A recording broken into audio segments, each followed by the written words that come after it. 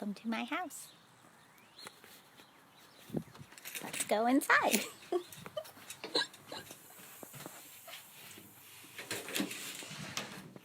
It's not very sunny in here, but here we go. Welcome. It's Monday morning, 11 a.m. Eastern time, and showing up here as promised for my very real show, as my sister told me this is. Yeah, so here we go. I'm going to play you the opening theme song, which was taken from, what do you call it? The kids album that I didn't finish, but that's okay. That's why it's about animals and rainbows. Welcome to Jessica in the Rainbow in Rainbowland, a very special quarantine show. Just kidding. I mean, I was going to make a show like this someday anyway, but for now it's a stay at home and feel your feelings kind of improvised show. Semi-improvised show. Here's my script that I made up all by myself. You can do this too for fun. All right. Hold on, I need a sip of coffee. Welcome to my show. I think I'm in tune. That made it worse.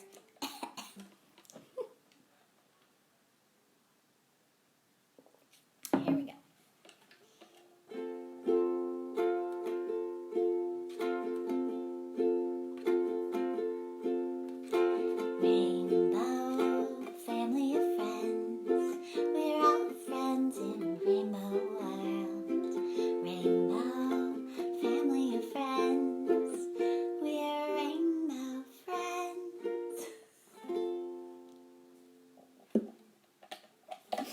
Hello, welcome again to my show, Jessica in the Rainbow in Rainbowland, and I just started this show on Wednesday. It is a show I meant to start years and years from now. I meant to plan it and script it, but instead, with all the stay-at-home vibes and all the fear going on right now, I thought it would be nice to do this a little ahead of schedule and just bring into the world what I had hoped to someday bring, but I was leaving it in my dreamy little mind where I spend most of my life. Bringing things into reality is very difficult for me. So I'm very good at like dreaming up plans and half finishing albums and yeah, not very good at finishing things in a polished way. So welcome. This will be a show that talks about feelings. So far, the episodes have included just kind of dissections on like fear and how to manage it. There's been readings from like little spiritual literature or comforting literature. It could be like emotional, psychological, anything from my. I'll show you my little bookshelf where I you know, rainbows. Hi, Sam. So basically, yeah, I'm just here to provide some comfort every weekday at 11 a.m. Eastern Time. Comfort, maybe a little bit of silliness, because that's what I am. I don't know, it's a mixture of things. I'm going to do a little music lesson every day. I'm going to show you how to do a doodle that I like to doodle, because I've been doodling since I was a kid. Yeah, book report, feeling your feelings. I'm going to write a song in front of you. I'm going to play one of my originals at the end. Yeah, that's the show. So here we go. It starts with the music lesson. So this is the part that is a little lighter. So if you have kids, kids are welcome to watch any of it. But I think the first part might be the most interesting to kids. And the end part would be kind of like, what is she talking about? So, okay, let me flip it around. I'm going to give you a little music lesson today. Lesson on chord progressions in C. So far I taught you some ukulele chords on the first show and then moved to piano pretty quickly because that's where my comfort lies. So far we kind of talked about, you know, do, re, mi. Okay, so I guess I should review very slightly, but I will say I didn't like it in the Harry Potter series when I was reading book 2. I didn't like it when, here, I'll flip back to my face for this. I didn't like it when she kept referring, like, re-explaining things from the first book. It kind of drove me crazy, and I stopped reading the series from that, which is really not nice of me. Like, I should have given it a chance, because clearly I have issues with explaining and rambling. Okay, but I will just do a quick enough summary to get you on track with where we're at. So you would need to know that, for today, you would need to know that this is a C. So you just kind of match that picture. You would also need to know that every other note or every other finger makes a chord. So those are the things you would need to know if you didn't watch the old shows. On Wednesday, that was the first show ever, and I just uploaded all the clips to my YouTube. So if you want to catch up, it's there. I'll upload Thursdays and Fridays soon too. So here we go. So that is what's called a chord, and we label the chord by the lowest note. So this note, as I just told you, is called a C. And FYI, if you don't know music at all, there's only 7 letters in the musical alphabet. So this is an A. They go in order. B, C, D, E, F, G. So here's our C, and then this is what makes a chord. Now on guitar, all the shapes look totally different when you play chords, but piano is nice because I can just move my hand over. And this is a review of what I taught you on Friday. But this, one of my students calls this a chord scale. You don't really tip your fingers back like this. You just relax them. But I'm trying to make it so you can see what I'm doing. So that, my student Kieran calls that a chord scale. I told her I'd keep hyping her up for that one. Anyway, or you could just say it's all the chords in the key of C. So C major, D minor, E minor, F major, G major, A minor, B diminished, C. All right, well, C major. You can just call it C. You don't have to call it C major. That's just a sort of industry standard thing, even in the classical world. So someday I'll write out little charts for you, too. Okay, so all I wanted to go over today, chord progressions in C, groups of 4 different sections. So all I want to go over today is just that, you know, like day 1, we just kind of held for 2, 3, 4, and then we moved. 1, 2, 3, 4. And it doesn't really matter which 2 you move between. I'm dropping my phone, hold on. But I have the pedal down. Oh, and my frog slippers on. Last week was lamb slippers. Today is frog slippers. Maybe I'll wear the frogs all week. I don't know. All right, so that's a C chord. 2, 3, 4. 1, 2, 3, 4. And then I could go right back to it if I want to. So that's a C chord. And that's an A minor chord. Now, you don't have to know major and minor. That was Friday's show, but you can kind of use your ear. I'll just say minor. Think of like a coal miner, like going down into the ground, and how that might be a pretty hard job. And so maybe you'd be sad sometimes. So like minor, you can think that. Okay, so C major. Like you majored in college, and hopefully you picked a major you're really happy with. So major sounds happy. Minor, kind of sad, because that's a tough life. Deepest respect, of course. So, major, minor. Can you hear it? It's minor.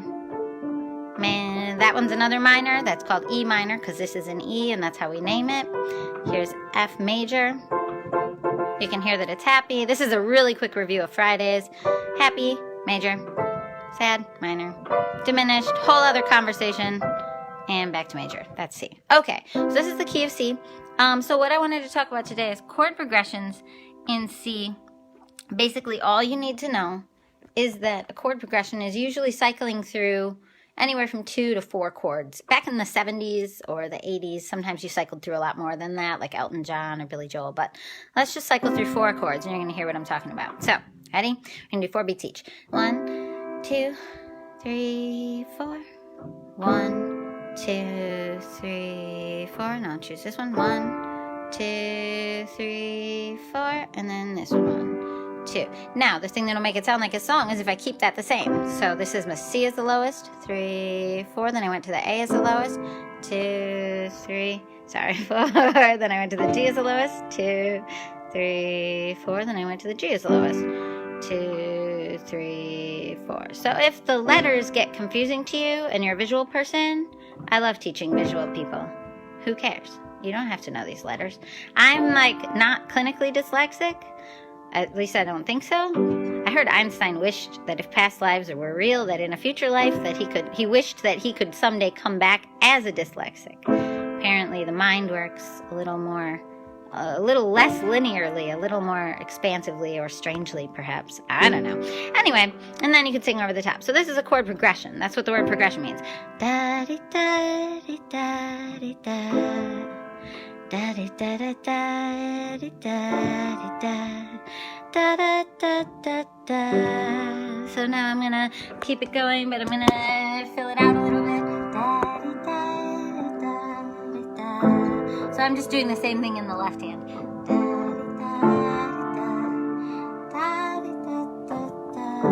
Now, sometimes you could go to like another progression here. So another progression would be another sequence of chords. So maybe I'll go to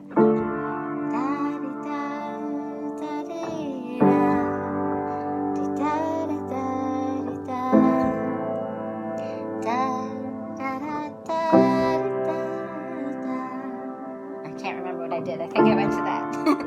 So now I'm doing D, da, da, G, D, da, da, da, A minor, da, da, da, C.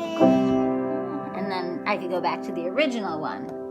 And I can always add extra patterns, but that's going to be a lesson for a different day. All right, there you go. That's the music lesson for today. You know, if you know how to play any basic chords, you can just experiment, and you can just, even if you don't know how to play an instrument, take any keyboard-based instrument and just start fiddling around with those. Give them 4 beats at a time, 3 beats at a time, whatever, and just start singing over the top, and that'll be a song. And you can also do them on ukulele. Ukulele is a really good instrument too. I have lots of choices. Ukulele is a really good instrument too to do it on, to learn to write songs on, or just learn to play simple songs on. More about that another day. All right, on with the show. So now it is time for the doodle share. So for the doodle share, I'm going to get in my doodle chair. Ta-da!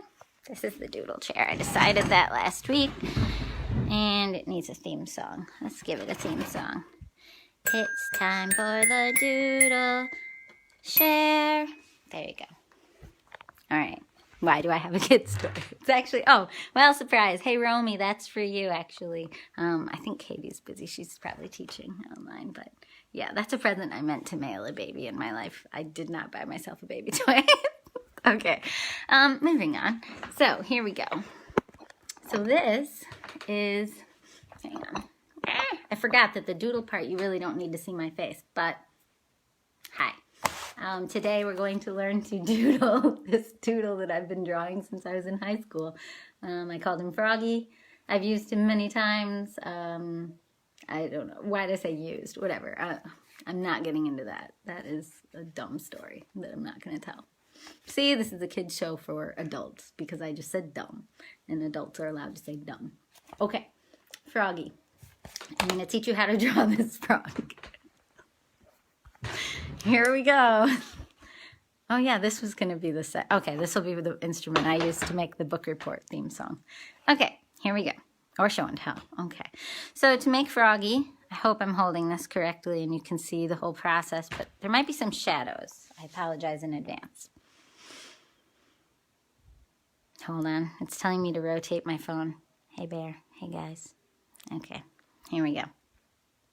So, to make this frog, you would start with the eyes. So I always do it that way. If you don't make this part kind of wide, it'll look more like a mouse.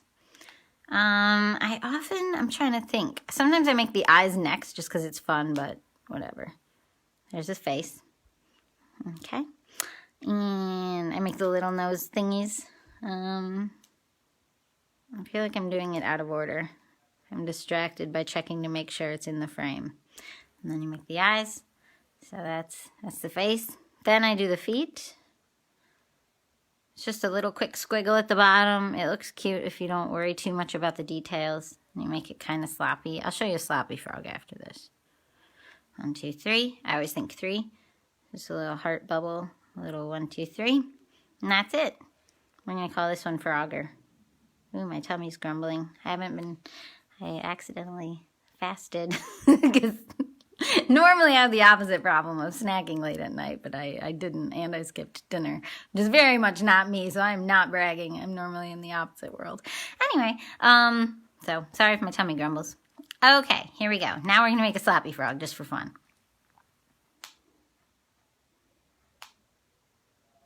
His eyes look funny.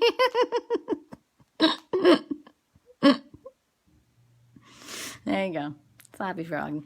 Let's call him Slappers. There you go.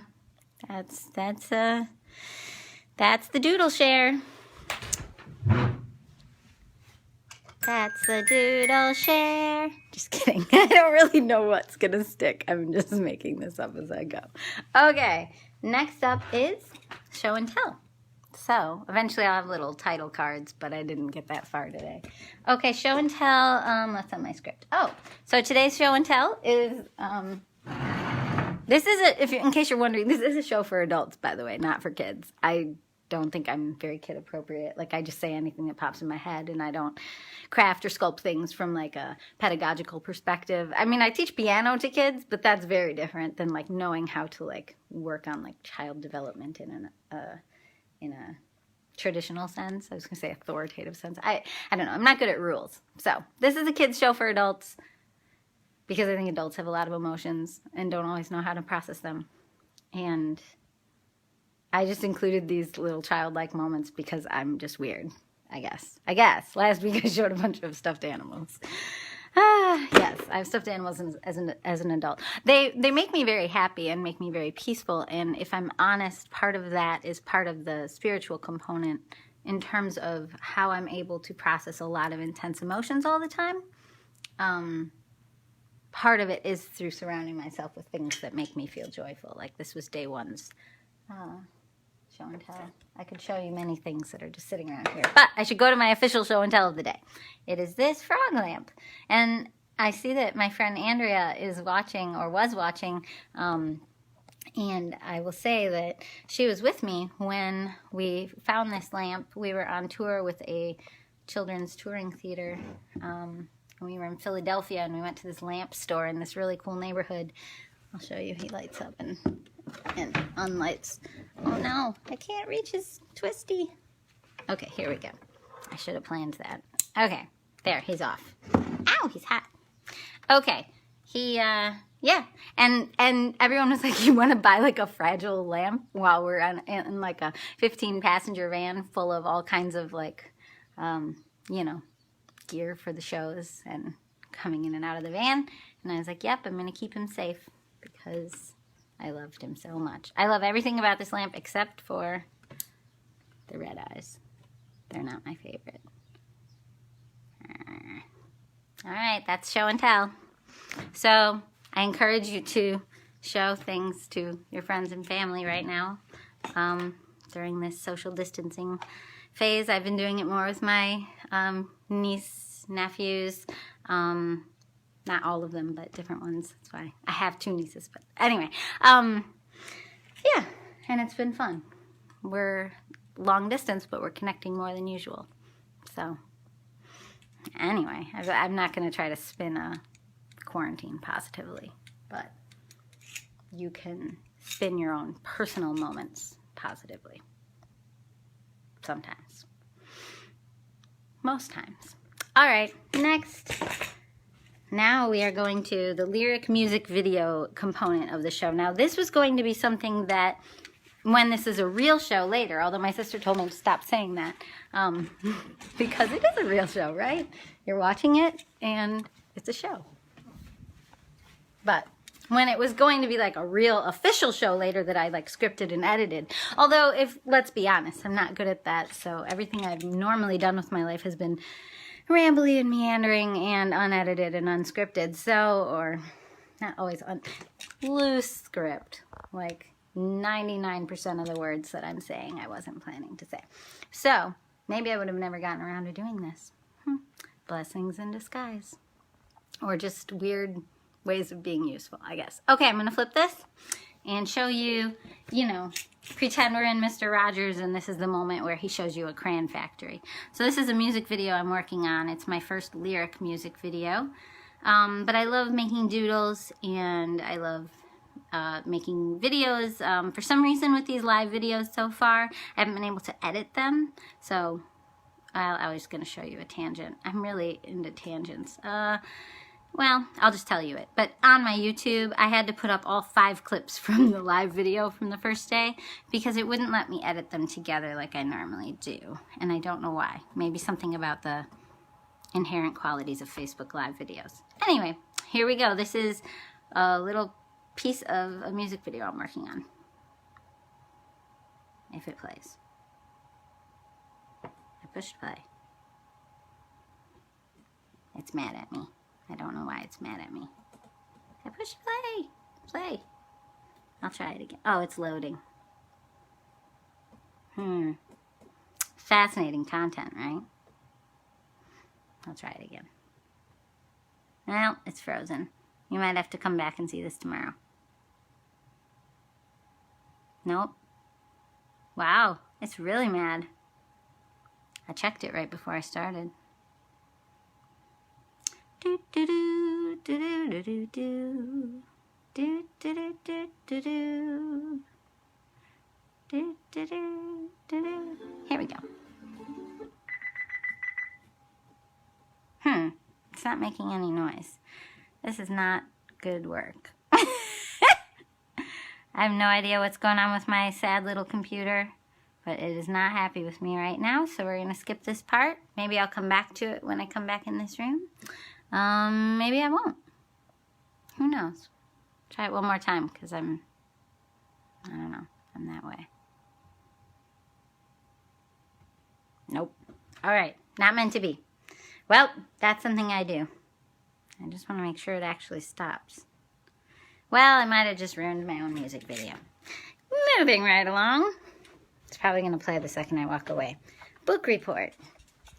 Oh yeah, I have book report themes. I'll put it back on my face. Okay. I'm going to make up music for a book report right now. Hold on. I'm going to make a little phone stand. I need like a technical difficulties logo. Okay, hang on. I gotta think how to sing that.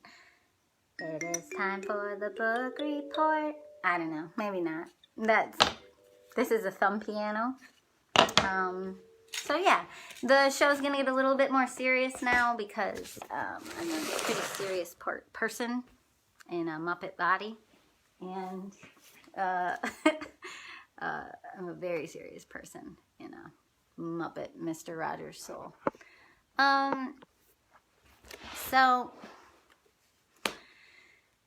So far I've read really heavy stuff in this part of the show. I'll tell you, I've read something from the Bible, I've read something from the Tao Te Ching, and I've read something from Fail, Fail Again, Fail Better, which is by Pema Chodron, a Buddhist nun.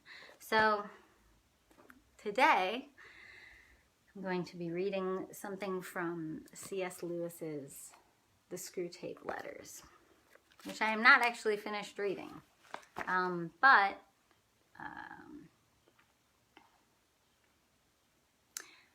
I read a book of his one time called The Great Divorce, and it helped me greatly.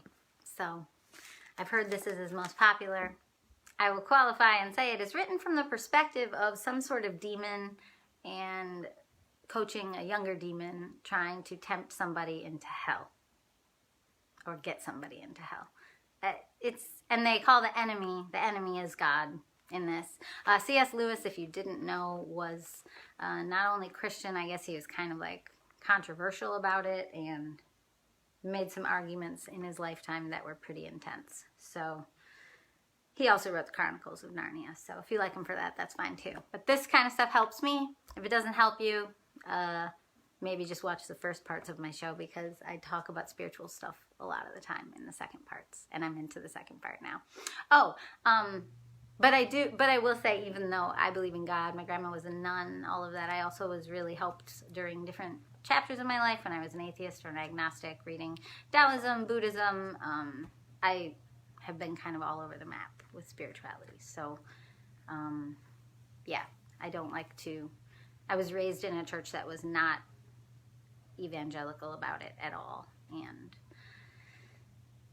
Anyway, I don't go to church. Why am I telling you all this? This isn't actually relevant to the book report. It's just me being defensive because I see cool people popping up in my little viewing thing, and it's just stressful for me to be open about my beliefs.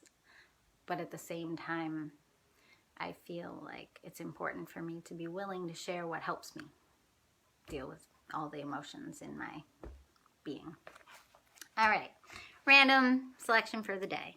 C.S. Lewis, The Screwtape Letters, Chapter 8. Pretend demons talking about their subject that they're trying to woo away from God, apparently. My dear Wormwood, so you have great hopes that the patient's religious phase is dying away, have you? I always thought the training college had gone to pieces since they put old Slubgob at the head of it, and now I am sure. Has no one ever told you about the law of undulation? Humans are amphibians, half spirit and half animal. The enemy's determination to produce such a revolting hybrid was one of the things that determined our father to withdraw his support from him. Our father is Satan in this book. I tried reading this laying in bed last night, and it's made me scared. So this is not like a comforting work. And normally I'm trying to read comforting things on this show, but whatever. Here we go. As spirits, they belong to the eternal world, but as animals, they inhabit time. This means that while their spirit can be directed to an eternal object, their bodies, passions, and imaginations are in continual change. For to be in time means to change. Their nearest approach to constancy, therefore, is undulation. The repeated return to a level from which they repeatedly fall back, a series of, troughs and peaks. If you had watched your patient carefully, you would have seen this undulation in every department of his life. His interest in his work, his affection for his friends, his physical appetites all go up and down. As long as he lives on earth, periods of emotional and bodily richness and liveliness will alternate with periods of numbness and poverty. The dryness and dullness through which your patient is now going are not, as you fondly suppose, your workmanship. This demon dude that's tempting him. They are merely a natural phenomenon which will do us no good unless you make a good use of it. To decide what the best use of it is, you must ask what use the enemy wants to make of it, the enemy being God, and then do the opposite. Now, it may surprise you to learn that in his efforts to get permanent possession of a soul, he relies on the troughs even more than on the peaks. Some of his special favorites have gone through longer and deeper troughs than anyone else. I hope I'm saying this word right. Troughs, troughs. Okay. The reason is this. To us, a human... This is so creepy. I don't know why I'm reading this, but this is like... pretend. C.S. Lewis's idea of what demons would be like when they're trying to, or devils, they call it one time, when they're like trying to pull people away from whatever wholesome stuff I'm into. I almost said crap. I don't know. You guys, this is just me. I am not prescribing what you should do or think or believe. Okay. Where was I? To us. Oh, this is so creepy. Okay. Pretend demon saying this through C.S. Lewis. Okay. To us, a human is primarily food. Our aim is the absorption of its will into ours, the increase of our own area of selfhood at its expense. But the obedience which the enemy demands of men is quite a different thing. One must face the fact that all the talk about his love for men and his service being perfect freedom is not, as one would gladly believe, mere propaganda, but an appalling truth. He, God, really does want to fill the universe with a lot of loathsome little replicas of himself, creatures whose life, on its miniature scale, will be qualitatively like his own, not because he has absorbed them, but because their wills freely conform to his. We want cattle who can finally become food. He wants servants who can finally become sons. We want to suck in. He wants to give out. We are empty and would be filled. He is full and flows over. Our war aim is a world in which our Father below has drawn all other beings into himself. The enemy wants a world full of beings united to him but still distinct. And that is where the troughs come in. I think I'm saying that word wrong. I should have looked it up. Anyway, fallow periods. You must have often wondered why the enemy does not make more use of his power to be sensibly present to human souls in any degree he chooses and at any moment. But you now see that the irresistible and the indisputable are the two weapons which the very nature of his scheme forbids him to use. Merely to override a human will, as his felt presence in any but the faintest and most mitigated degree would certainly do, would be for him useless. He cannot ravish, he can only woo. For his ignoble idea is to eat the cake and have it. The creatures are to be one with him, but yet themselves. Merely to cancel them or assimilate them will not serve. He is prepared to do a little overriding at the beginning. He will set them off with communications of his present, which, though faint, seem great to them, with emotional sweetness and easy conquest over temptation.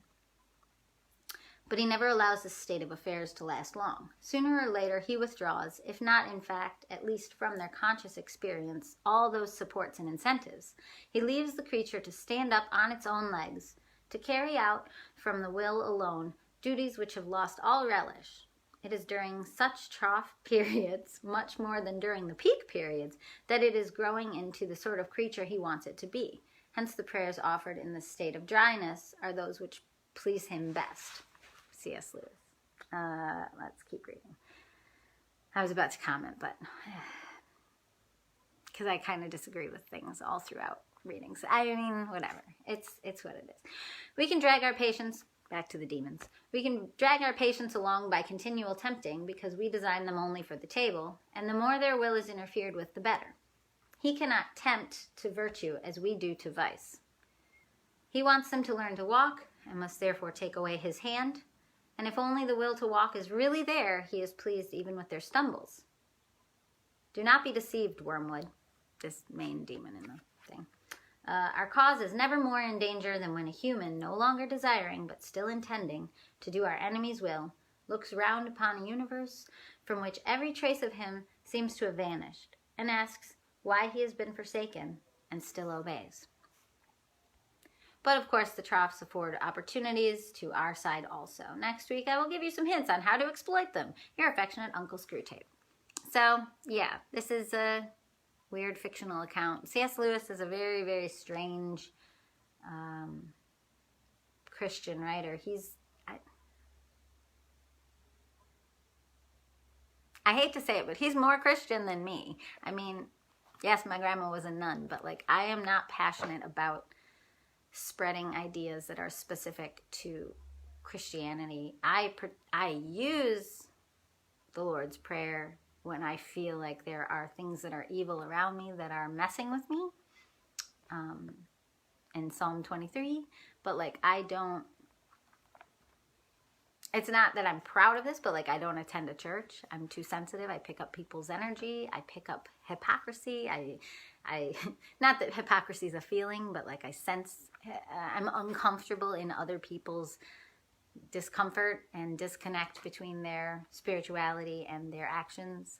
I'm uncomfortable with my own disconnect between my spirituality and my actions. So my spirituality has been very private and very sacred, except for random Facebook posts when I'll just drop the God word. But then even that is only very new. I didn't used to talk about it. I take comfort from like Sufjan Stevens, who has all these songs about like Catholic things, and then, you know, he doesn't really talk about it. It's just his reality. So anyway,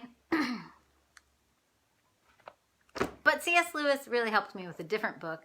This one is kind of, it's helpful in a weird intellectual way, but it's also very strange and slightly disturbing, but entertaining, gripping. So I recommend it. Book report. Book report done. That was the book report. Now it's done. I don't know how this is going to go yet. Da, da, da, da, da, da, da, da. Okay. Someday I'll have a book report theme song. All right. Next up, I have to go to the feelings chair. So now we are on to the Feeling Your Feelings segment. So today, here's the feelings chair. Hello, feelings chair. Hi. Here's a puzzle I've been working on for way too many months. Oh, it's upside down. I forgot. Sorry. I finally bought some more puzzles because I was like, I think the only reason I'm working on the same puzzle for so many months is because I don't have any more puzzles. So, thanks, Dollar Tree. All right. So, let me get my little stand. Technical difficulties will probably never be ironed out, but maybe we'll get a little better. I think it's time for a new filter. Feelings chair. So when I'm in the feelings chair, I talk about much heavier things. So I'm going to get a new filter to help myself talk about heavier things. What one should I do? Something rainbow.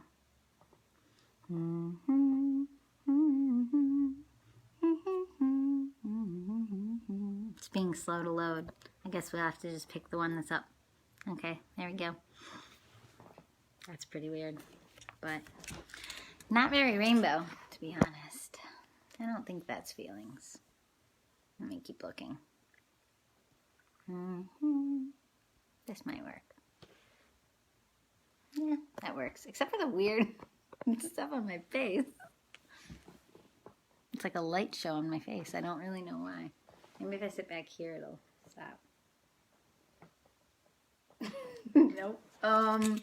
Yeah, that might get too distracting while talking about really deep feelings. Or it might lighten the mood while talking about deep feelings. It'll lighten the mood. Okay. Feeling your feelings. There you go. The organized version in my brain would have a little title card right then. All right, feeling your feelings. So today's feeling that I want to discuss is fatigue, which isn't quite a feeling. It's also a bodily sensation, but that's okay. So fatigue or exhaustion, being tired, but I want to talk about it from like a feeling perspective, because as a physical trait, I don't think any of us struggle with it. You get tired, you go rest. Like there's no concept to be wrestled with if when you're tired you rest, or when you're fatigued you rest. Like I'm talking like that kind of fatigue that's like soul deep, like emotional, spiritual, mental fatigue, where it's like systems in your body are not working the same way they used to because you're that just fatigued, exhausted, burnt out. So I think our culture is getting this topic wrong. I don't like to be wholly anti-culture, but I can be at times. The ways I think our culture is getting this topic wrong are that our systems are not set up to support this very natural phenomenon of being fatigued, of being tired, of being exhausted, of being burnt out. Our systems are designed to help us stay healthy, to self-regulate.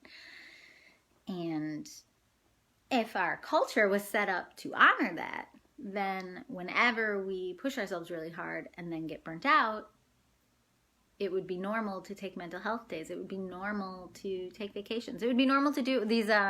When I was younger, studying abroad and living in London briefly, like a semester, and I traveled a lot because I didn't know.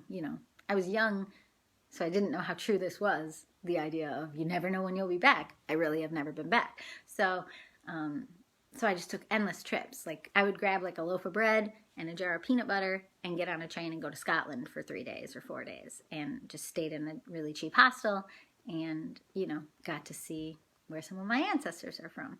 And that's really cool, and it was exciting. And the best thing about the Scotland trip, I took lots of little trips like that, but that was my favorite because it literally was, I had no money left. It was like a loaf of bread, a jar of peanut butter, and just like, I'm just going to go. So having very little money, I just spent time in the hostel and kind of walking around. I didn't really buy anything. And I met these 2 people from New Zealand, and they said they were on holiday for 2 years. And they were just hosteling. They were hopping from country to country and staying in hostels. And I was like, how are you traveling for 2 years? And they said, well, it's totally normal where we're from. Like, it's totally normal to work a job for 2 years, save money, and then travel for 2 years, save money. and then work a job for 2 years, save money. Oh, why did I say save money after? And then travel for years, lose money, not save money. So this was like a normal thing. And I'm obviously not everybody from New Zealand does this, but they thought it was very normal. They thought that our culture was the one that set up so weird. Like I've known people who were given 2 weeks vacation and weren't allowed to use it. And they had worked for years at a job. And they were just like, well, no, you can't put that in at this time. And it was like, well, that's the time that they had free to go. And I mean, you hear all kinds of stories of people not being able to take vacations or take breaks. And I never want to wholly criticize culture, but someone like me has had a hard time finding a place in this fast-paced culture that's very success-oriented. So back to fatigue and exhaustion. And I'm talking like as a person who, when I was young, I won a ton of piano competitions. I won like statewide songwriting awards. I had all these like very success-oriented things. But I guess I just didn't know that like the bigger picture things were going to be so hard to figure out. Like, you know, doing massive album releases or making a show or something. So, you know, and I think our system just doesn't have a lot of space in it for failure or even for pausing and being like, whoa, I'm overwhelmed. I've tried X, Y, Z, or I pushed myself to the edge for this job or that project, and I just need some downtime. Like that is looked at as almost like failure in our culture. So fatigue, I guess the way this relates then to the feeling you're feeling segment is, at the end of the day, the main message I'm trying to get across in the feeling you're feeling segment is that every feeling is okay.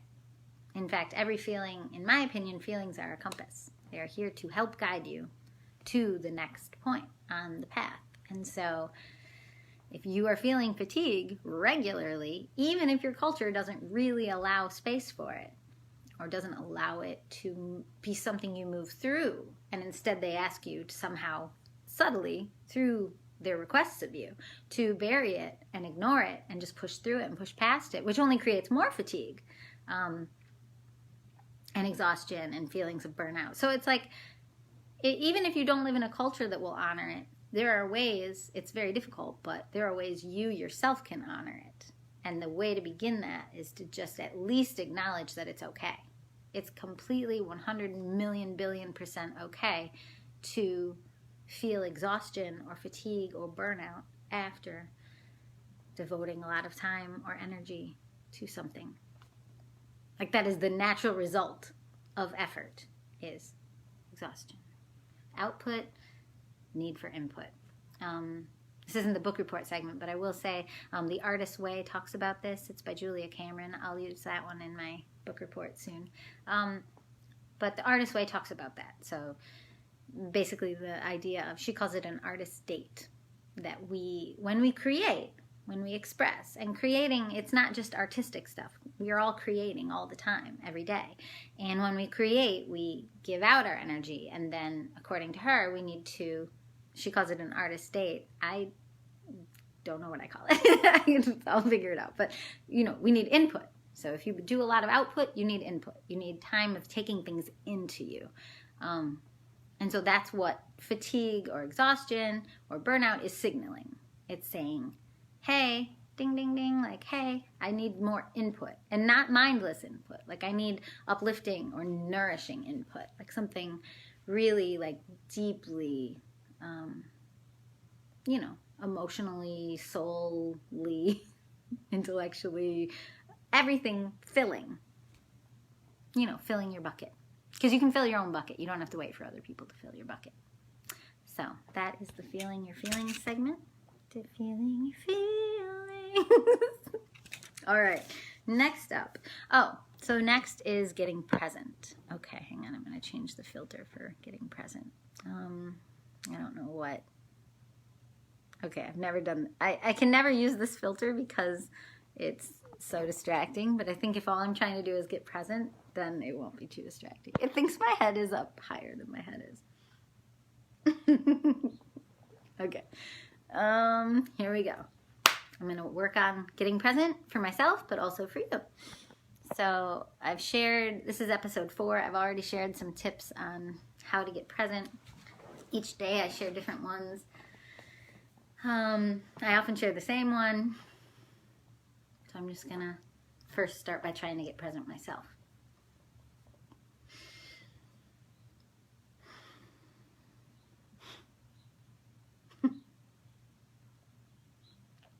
I'll give you an example of something that does not help with getting present. If you look at a picture and you are flashed back to a really cute memory, that will not help you get present. So I'm going to put this. No, I'm not going to put it face down. I love this picture. It's one of my favorite pictures ever. Okay. So to get present, you know, it helps to just focus on your breathing.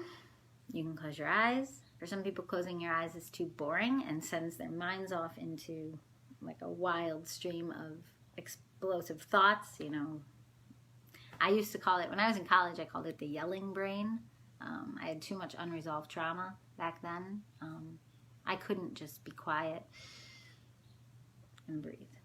I've done so much inner work now, and I spend so much time alone checking in with my body. That's a segment coming up. But I spend so much time in this place now that I don't have the yelling brain anymore. Like, yeah, I might talk sometimes if I'm trying to get still. But so there is growth. Growth is possible on all of this. Okay, back to getting present. This is not a teacher moment, Jessica. This is a getting present moment. So you can look around your room. Sunlight is really useful for getting present.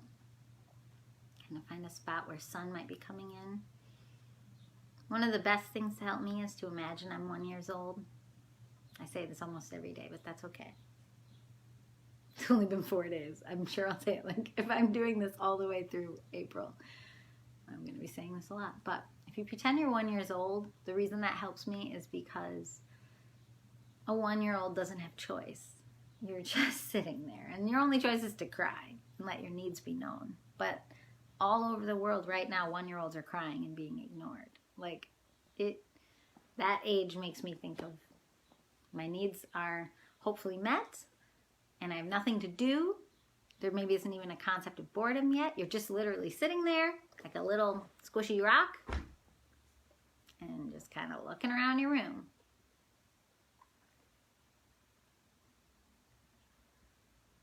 And you can just start to see the colors. I have lots of cute, you know, stuffed animals that I can look at. So you see color and you see light. You maybe hear things, you hear the birds.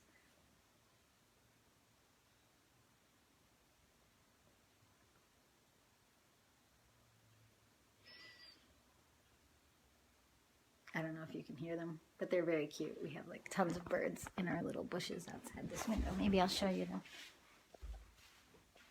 Hey guys, you're in my show. Oops, that one did not like being on the camera. Well, they're shy, and that's okay. Okay. So, you can listen. You can, you know, maybe there's a good smell nearby, like a candle, or maybe someone cooked breakfast earlier today and you can still smell that in the house.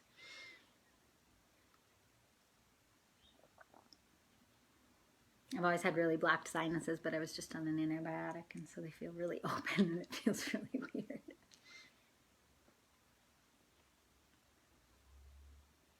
Yeah, if you have allergies or something, you might not have the best sense of smell, but that's okay. And you just kind of get present. Plants are good for getting present. Just kind of look at the curve of them and the color. If you're really in tune, you can kind of feel presence. You can feel a plant's presence. I'm looking at this guy. You can kind of just feel a space, like feel the feelings in a space or feel the energy in a space. The more you get present, the more you might sense different things. Some people are naturally this way. Other people become more and more in tune with their surroundings. Yes, it's just like Kung Fu Panda. Like, you know, I don't feel apologetic for this stuff as much as I used to.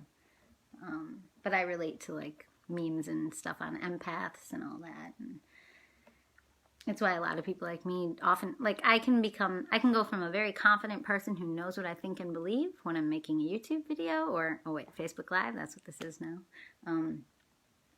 to a person who immediately around even just one other person, if it's a person I don't feel confident around, or especially if I'm around suddenly like 5 other people, I lose my own core, my own confidence. And I used to think that that was something about me, like that I'm not confident. And I am realizing it's more just that I'm hyper present.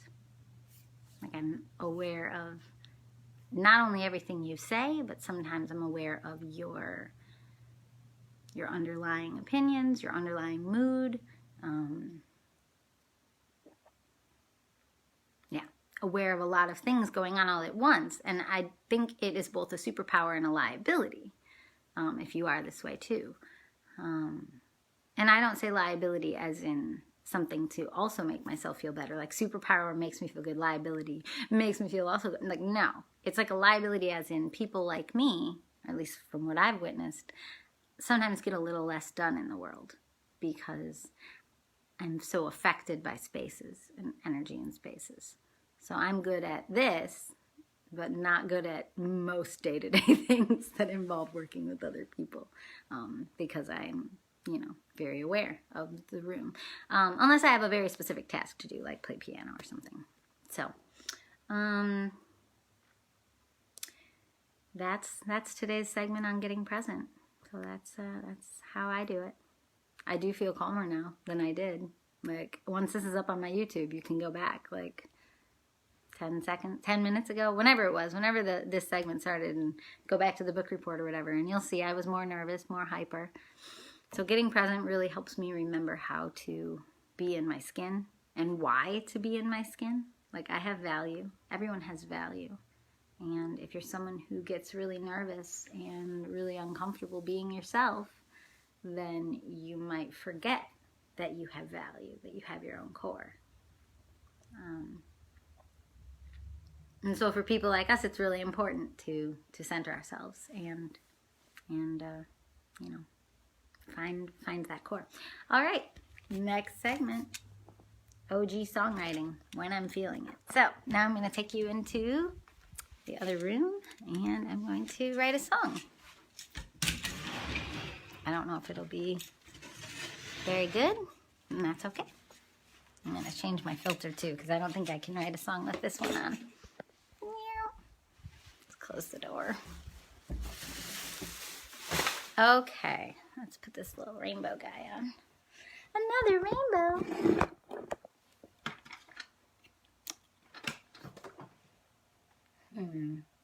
Oh yeah, there it is. Okay. I think this might be slanted up too much, but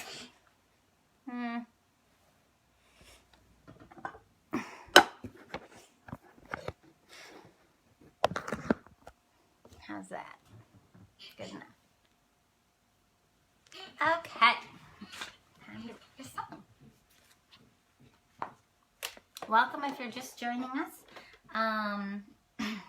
I speak to as if there's many people just because they are going to be on my YouTube for posterity. So if you want to go back and watch episode 1, it is on my YouTube, but it's in clips because for some reason the clips didn't transfer into one big file like I'd hoped, so I wasn't able to edit it like I'd hoped, which is sad, but also maybe a relief because otherwise this would turn into a massive editing project if I'm really going to do this every day.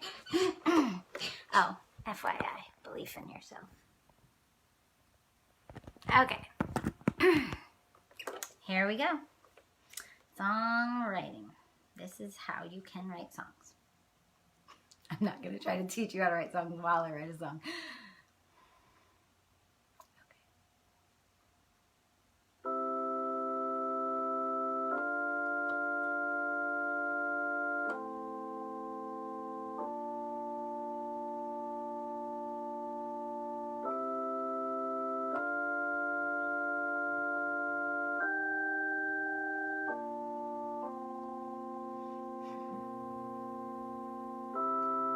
It's clear that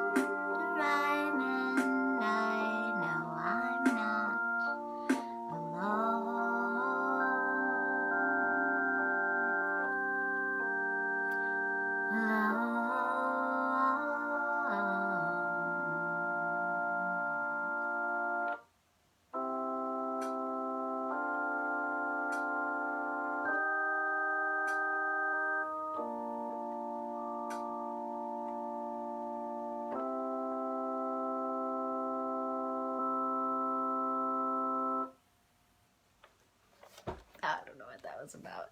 All right, well, I wasn't feeling songwriting as much today for some odd reason. I think I had a harder time than usual going full introvert because I see names up on the screen right now and it tells me names of people who are watching, and I don't even think they're still watching, but it just says names of people I really love, and it's hard to go into myself and draw from whatever that well is when I just want to stop my show and say hi and see how you're doing. So anyway, continuing. Next up is spiritual stuff. So this segment is about telling you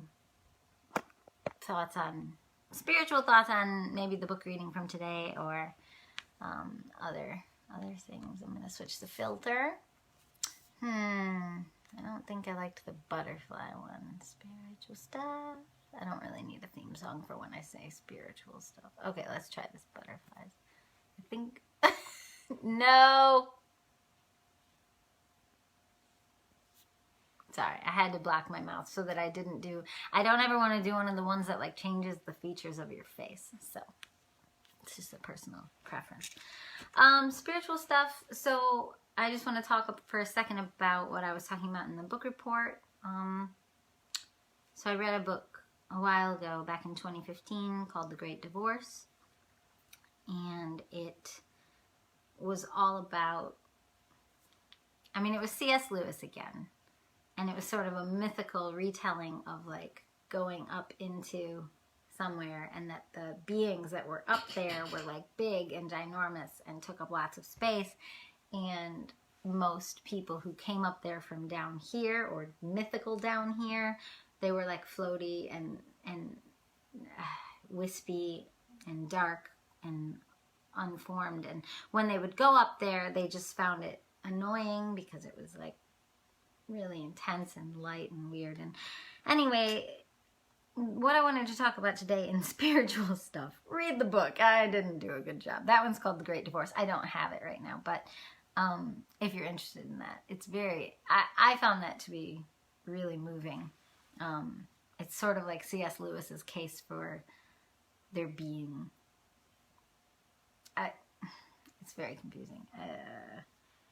Because I also have a lot of Taoist and Buddhist leanings, and there was the Bodhisattva vow, which I took a long time ago just by myself, you know, while in a Buddhist temple in New York City. And the Bodhisattva vow basically talks about not passing on, like not being done with your reincarnating, which is what they would believe, or what that particular part of Buddhism believed. Please don't. There's real information out there. I'm trying my best. But the Bodhisattva vow was talking about like not moving on until everyone had moved on. And basically, or until everyone was able to move on and like stop reincarnating, stop learning lessons, stop having the pain cycle. And I'm horribly summing this up. But basically, C.S. Lewis's argument from The Great Divorce was basically that if everyone did that, then no one would ever get out of the cycle. Because if the people in The Great Divorce, if the big giant light beings shrink their own light to go down, because they can't just go down as is, that's terrifying. But if they shrink that light giantness and go down to this place where the wispy, smaller, darker, like stuff was going on, and where there were attachments and where there was pain, and but it was comfortable because it was known, and it's like if they shrink it, then they're not it anymore. So then how would everybody escape from it? Anyway, it was a case against the Bodhisattva vow, and a case, I wrote this down, that the thing I wanted to say about spiritual stuff today was that for me it made a case for choosing sides.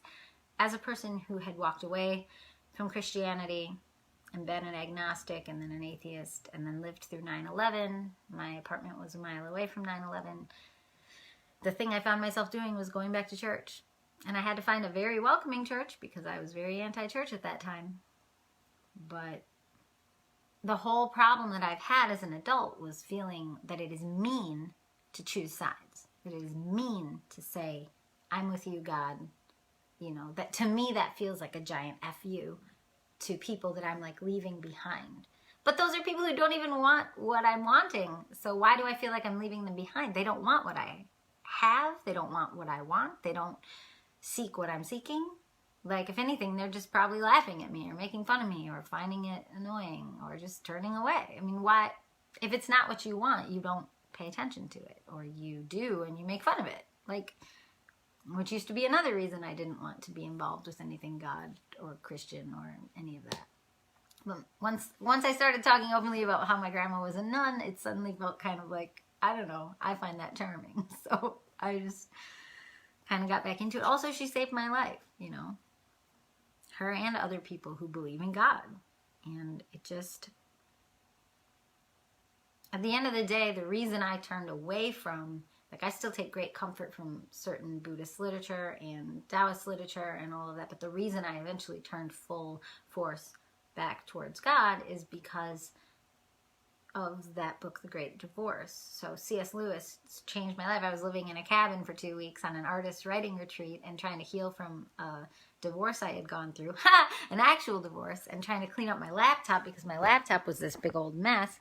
And I was trying to have a writing retreat, but I was overwhelmed by all these feelings. Like, I couldn't write because I had never even cleaned out my actual divorce, and it was like a year and a half previous, 2 years previous, 3 years previous. I don't even know. It was a long time previous, but I hadn't dealt with it. And so I was feeling all these feelings in this writing retreat, and a lot of conflict on light versus dark. I wrote a really long song called The Light and the Dark when I was on this retreat. This was in 2015. And then I read that book, The Great Divorce, and it just put to rest certain questions, certain feelings I had had.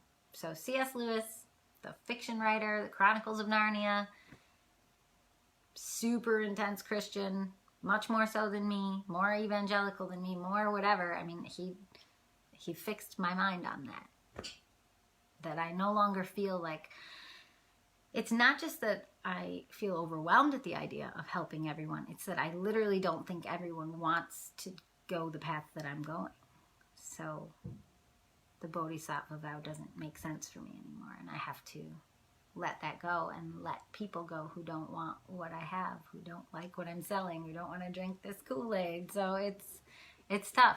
It's really hard because my heart made me want to care for everybody. My heart made me want to see the broken people in the world and know that there was something that gave me comfort and wanted to offer it to them. But if someone doesn't want something that you have, you should let them be.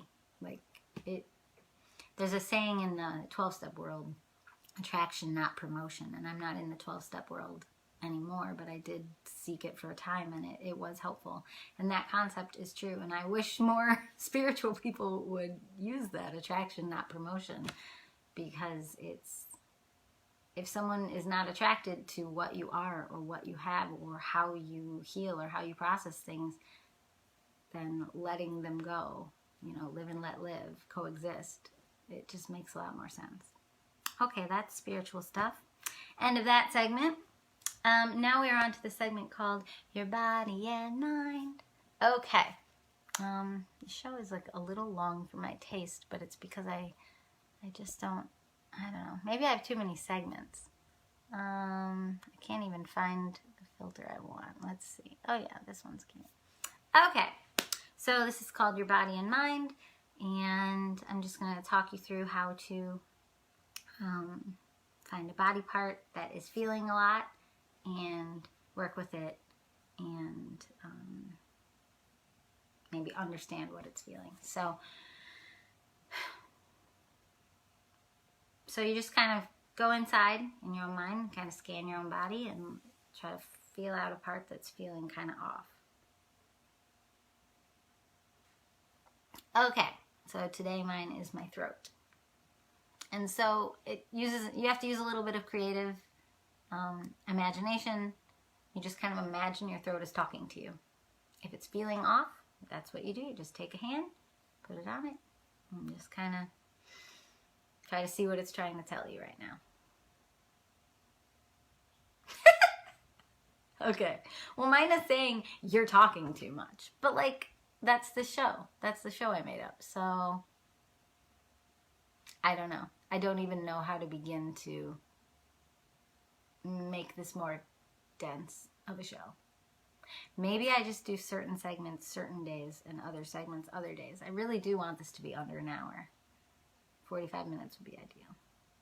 That's probably all I'm going to say today. Yeah, I'm feeling overwhelmed at how much talking this show idea is. Because if I'm going to do it 5 days a week and I want to be helpful, then I think it can't be an hour or an hour and a half every single day. Because then it might not be helpful to myself. Bingo. Okay, thanks, throat. So that's it. That's how I work with my body. That's how I work with feelings as they're in my body.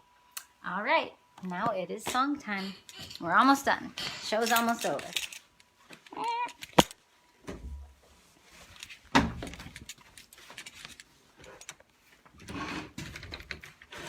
So for today's song, I'm actually going to be singing a Cloudlight song. And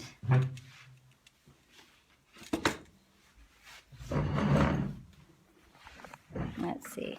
Gotta turn this on. That's probably not the best spot. Here we go. So this song is called Dream, and yeah, it's about being tired, to bring it back to feeling your feelings.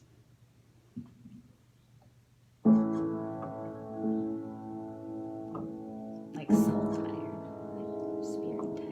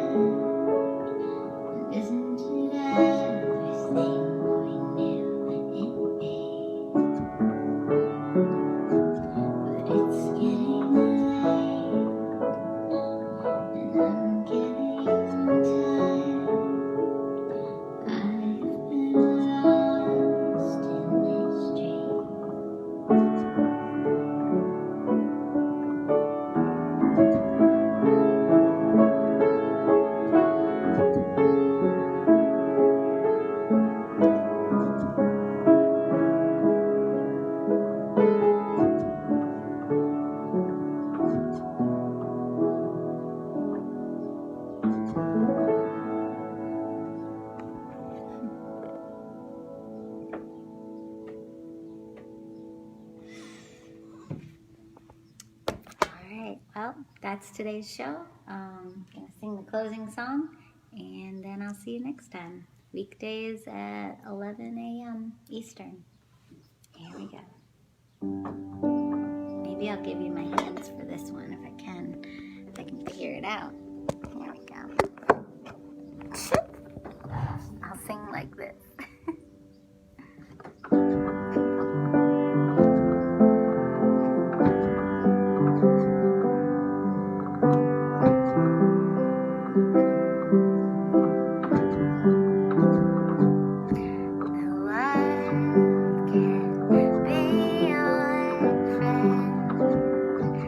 There's no reason why it can't. The world can be your friend. All you have to do is take its hand and say,